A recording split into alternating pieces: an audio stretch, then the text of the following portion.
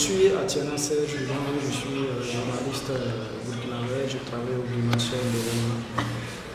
Alors Serge, à l'arrivée des différentes juntes au Burkina Faso, est-ce que la pratique du métier de journalisme a subi des coups? Oui, au regard des incidents qu'on a récoltés ça et là, il y a eu quand même des impacts par rapport au travail quotidien des journalistes. Et comment cela se manifeste? Généralement, c'est des activistes plus ou moins qui soutiennent ces régimes en place, qui se mettent à attaquer les journalistes, à dénoncer ou à critiquer leur façon de faire parce qu'ils estiment que ces organes ne sont pas professionnels, parce qu'il y a comme une certaine façon de traiter l'information qui les arrange, qui applaudit. Et quand vous essayez d'être professionnel en dénonçant un certain nombre de pratiques, évidemment que vous êtes dans leur discipline et vous faites l'objet de lynchage médiatique. Et il y a eu des cas aussi où des citoyens ont carrément appelé à s'en prendre physiquement en fait, à des organes ou à s'attaquer à des organes de presse. Ça, il y a eu des situations.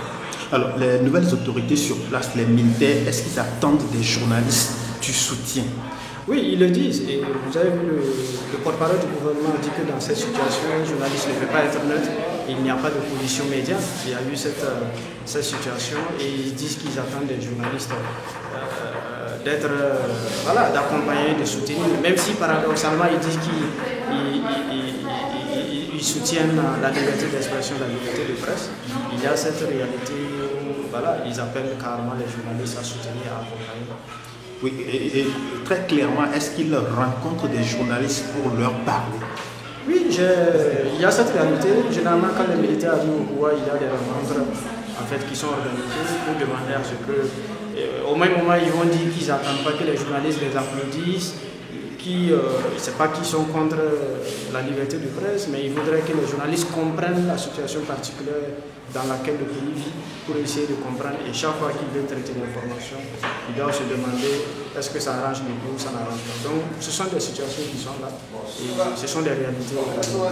Et c'est une situation qui conduit les journalistes à l'autocensure au Burkina? Oui, on ne peut pas nier cela et je crois que l'autocensure, ce sont des pratiques, ça arrive.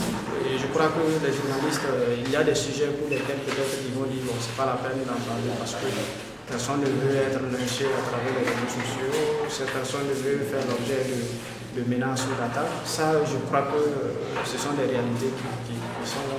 Quel regard jetez-vous sur l'expulsion de 2 consoeurs françaises?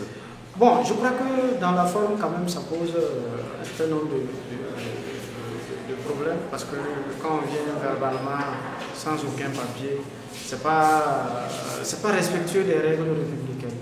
C'est vrai qu'un État est souverain d'accepter qui peut rentrer, qui peut sortir. Il n'y a aucun souci, mais quand même, je crois qu'on est dans un monde où il y a un certain nombre de règles. Et le Burkina a souscrit à un certain nombre de textes et de conventions. Je crois que le minimum, c'est d'être précautionneux et de faire de telle sorte que quand même on puisse respecter les règles. Parce qu'aujourd'hui, il y a la crédibilité et l'image du pays.